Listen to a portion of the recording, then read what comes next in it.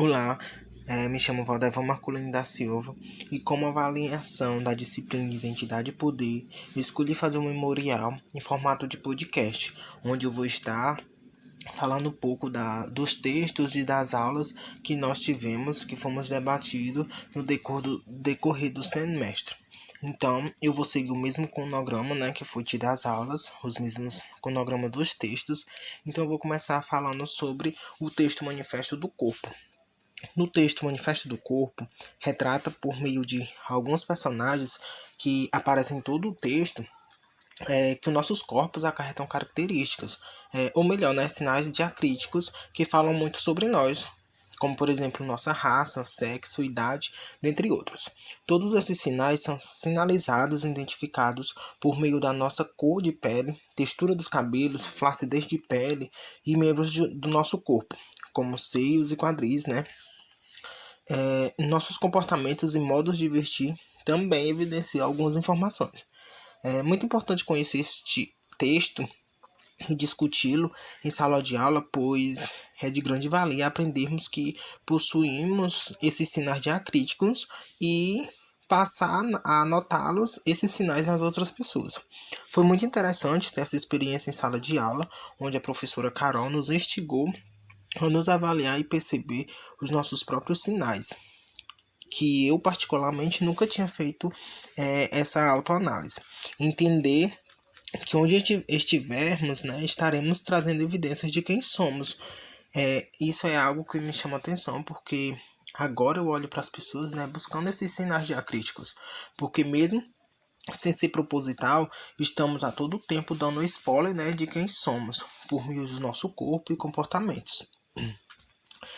Seguindo ainda desse mesmo pensamento, né, onde fala sobre nossa raça e as nossas características, né, eu vou falar um pouco do filme Crush no Limite, né, que a todo tempo tá falando que a todo tempo nós somos demarcados por nossas características, né, individuais, que nos fazem sofrer preconceitos e racismo por causa de nossos tons de pele, costumes e modo de nos comportar, né? No filme O Crush no Limite aborda muito o caso de preconceitos e abusos de autoridade, como no caso de uma cena onde um policial, ao abordar um casal negro, usa de sua autoridade para molestar aquela mulher.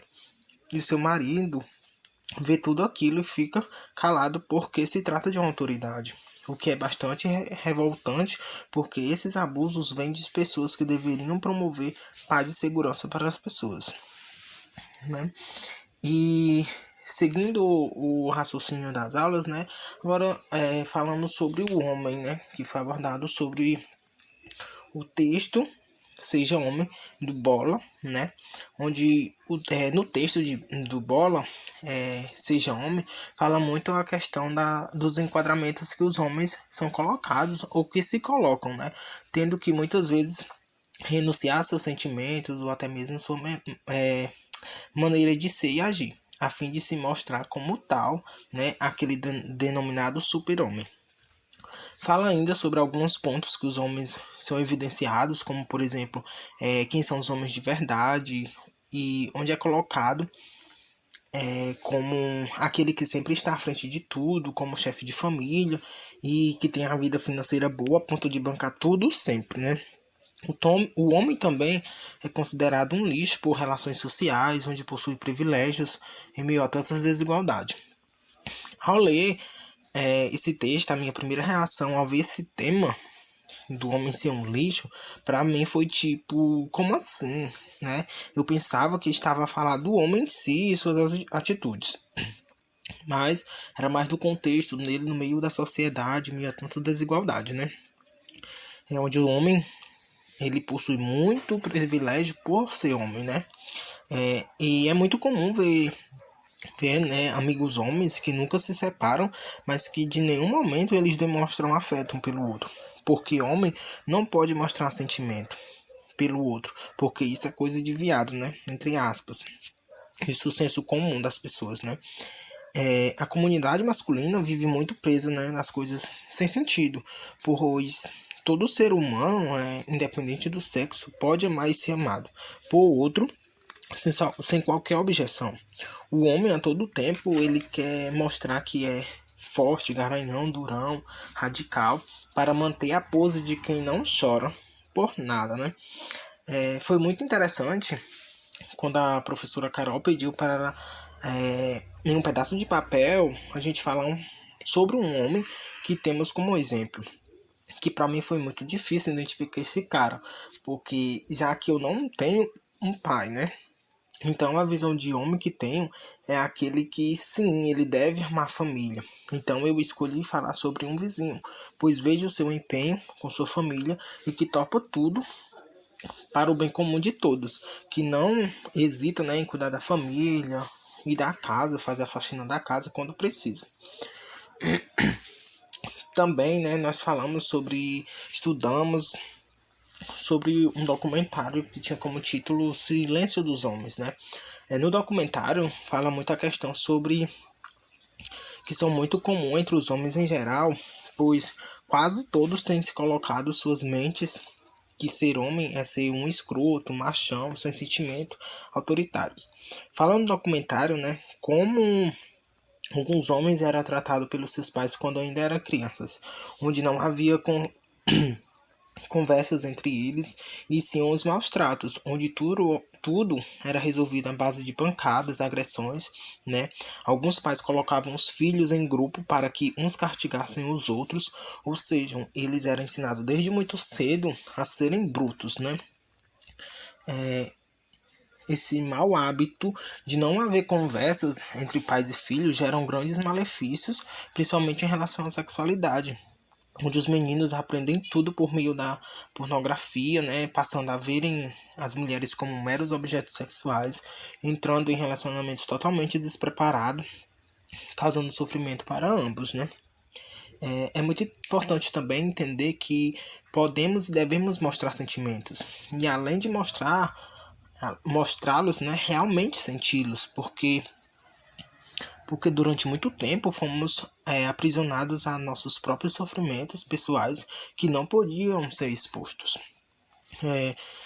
O outro documentário que eu não vou saber pronunciar aqui o nome, né, também é muito top, pois fala muito quanto é preciso tirar as nossas máscaras que nos foram colocadas desde muito tempo, que precisávamos ser durões e sem sentimentos, pois é importante que demonstremos nosso carinho por quem amamos, sem se preocupar com a visão de sentimentalismo que antes só as mulheres poderiam mostrar, né? Então esse texto chamou muito a minha atenção, porque é algo que é bem sério, é algo que a gente vive, né? E seguindo agora o raciocínio de outra aula, né, voltado mais para a mulher agora, vamos falar sobre o segundo sexo, né, que foi um texto, né, que nós trabalhamos também e discutimos em sala de aula. Onde mulher ela não explica apenas por estrutura corporal. No texto, o segundo século, a todo tempo, busca explicar a mulher pela biologia, descrevendo suas características do corpo, que dão a origem à reprodução, onde fala sobre todo o processo de preparação do corpo feminino para o início de um desenvolvimento de um novo ser. Logo no texto, o autor usa forças da natureza para tentar explicar a mulher, assemelhando aos animais que também geram outros seres. No entanto, ser mulher vai bem mais além do que isso, né? Do que ter um corpo com seios e vagina. Ser mulher é sentir-se mulher, independente da sua estrutura corporal. Foi muito interessante a aula em que foi abordado algumas perguntas, tipo o que é mulher e o que é ser mulher. Entende-se que essas perguntas buscam, né, encontrar respostas além de um corpo. Busca entender a mulher sentimentalmente, os comportamentos, suas forças e otimismos. Porque, como é importante frisar que mulher não é apenas aquele ser frágil, dependente, submisso. Mulher é força, determinação, é coragem, né? Pois as mulheres são as que mais sofrem na sociedade machista e preconceituosa. E mesmo assim estão ganhando espaço e voz por suas lutas, porque mulher não pode ser explicada por ser, né, um ser extraordinário, onde as palavras não decifram. Agora nós vamos falar um pouco sobre o feminismo, né, de Bell Hooks, onde ela vai estar falando lá no seu texto sobre o feminismo, né. E ao falarmos do feminismo, logo eu entendo que está ligado à desigualdade de gênero, né, em relação ao contexto da mulher. O feminismo luta para a necessidade de erradicar fundamentos do sexismo e de outras formas de opressão social. No texto de Bell Hooks, ela vai falar que, embora algumas mulheres já tenham sido beneficiadas pelos movimentos feministas, algumas não afirmam fazer parte deste grupo, né? Ainda mais quando elas fazem parte de grupos de mulheres negras ou grupos de étnicos oprimidos. O feminismo, né, quando busca criar uma visão mais política e não sexista, essa definição política diz no texto de Bell que as mulheres liberais acham mais atraente por dar uma ideia romântica de liberdade pessoal. E quando falamos de feminismo, logo me vem a ideia de que qualquer mulher, ao não concordar com a desigualdade de gênero e problemas sobre o sexismo, pode se juntar a esse grupo de feministas e passar a lutar com ele. Mas nem todos, né, que não concordam com essas situações são feministas, nem todos, né? Continuando o feminismo, mas trabalhando no texto de Beck, percebe-se como o feminismo causava espanto e confusão, né? Para mim poder entendê-lo, pois no início dos debates, nas aulas, na leitura de texto, eu ficava a me perguntar, né, qual era a importância e qual o sentido tinha esse movimento. Assim como a autora fala em seu texto que, ao falar de feminismo, logo se vem à mente a visão daquelas mulheres independentes que não precisam de ninguém.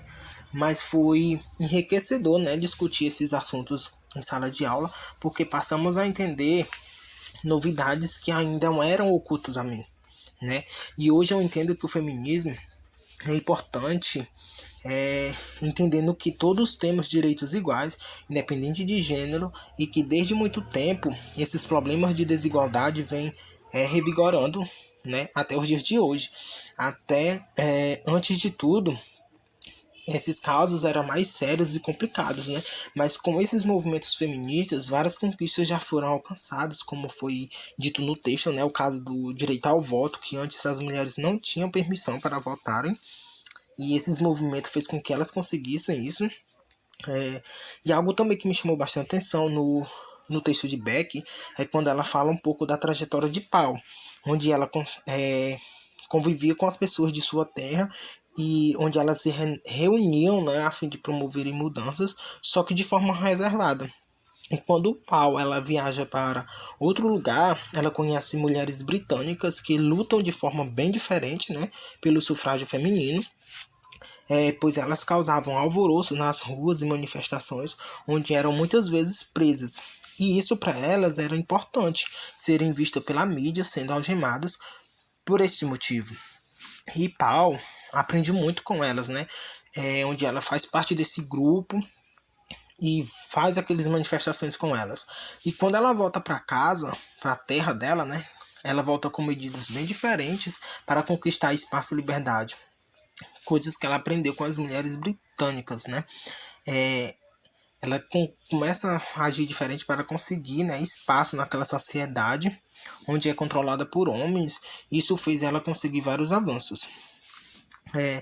Mesmo sabendo que o movimento feminista, através de suas lutas, já conseguiram grandes avanços no que diz respeito às desigualdades de gênero, ainda assim há muito o que se conquistar, pois já muitas mulheres ocupam com autonomia e vigor cargos altos e importantes, mas nota-se que ainda a maioria dessas mulheres são brancas, o que entende que a maior luta é das mulheres negras, porque além da desigualdade de gêneros, ainda enfrentam o preconceito pela sua cor negra. Ainda é um problema que precisa de muitas lutas para que isso possa deixar de ser algo presente no meio da sociedade, né? Enfim, o feminismo é parte vital para que as mulheres em geral possam ter os mesmos direitos que os homens na sociedade e possam, né, ter cargos importantes, pois ambos possuem competências e condições, pois a força interior, acredito eu, que é mais importante que a força física, né? E já finalizando a minha fala, por último, eu vou falar um pouco sobre Munanga, né? Que foi o último texto debatido em sala de aula e que é de grande importância. Se auto-identificar de qual raça nós fazemos parte. Porque nós somos separados por raças desde muito tempo, né? Desde pequenos, nós fazemos essas separações, sejam com nossos brinquedos, quando nós ainda éramos crianças, com as pessoas em nossas voltas, com as coisas, né? Mundanga, ele vai dizer que lá em seu texto que raça foi separada por meio de características como cor de pele e ao passar alguns anos iam fazendo novas separações de pessoas por propriedades de seus corpos, como nariz, boca, formato de crânios, dentre outros tipos, né? A todo tempo nós sofremos essas separações. Onde nós formos, nós sofremos essas separações, né? Seja por cor de pele, religião, sotaque, nacionalidade, por idade e muitas outras coisas, né? A raça, acredito que é uma identidade de um povo, pois cada raça possui costumes diferentes dos demais. Sabemos que por conta dessas separações nós sofremos racismos, pois a raça considerada negra sofre a desvalorização, tendo menos privilégio, além dos preconceitos serem bem presentes no nosso cotidiano, né? E é importante perceber que em todo lugar que somos vistos, nós somos vistos de forma diferente, né? De acordo com os conhecimentos e costumes daquele povo. Pois em alguns lugares, pessoas mestiças, né? Pardas, são consideradas negras em alguns lugares. Já em outros lugares, elas são consideradas brancas, né? Essa mestiçagem vem da junção de pessoas brancas com as negras, né? Isso nos deixa tanto fora desses grupos e ao mesmo tempo incluso neles. E que aprender que os vários tons de pele, foi importante isso, eu entendi também no texto de Mundanga, que cada tom de pele serve como um modo de adaptação, pois a cor da pele, né, varia de acordo com a quantidade de melamina concentrada, pois as pessoas negras, né, elas possuem alto nível de melamina, por isso tem a pele mais escura, onde elas são adaptadas para regiões mais quentes. Pois a melamina ela vai servir como proteção dos raios ultravioleta, né? E já as pessoas de pele mais claras, elas possuem menos melaminas, por isso a pele mais clara, o que os deixa mais adaptados a lugares mais frios. Então, né, esse foi o meu entendimento e eu agradeço por todo esse conhecimento acarretado dentro dessas aulas. Eu espero que tenham gostado do meu entendimento e que eu possa ter sido claro o suficiente.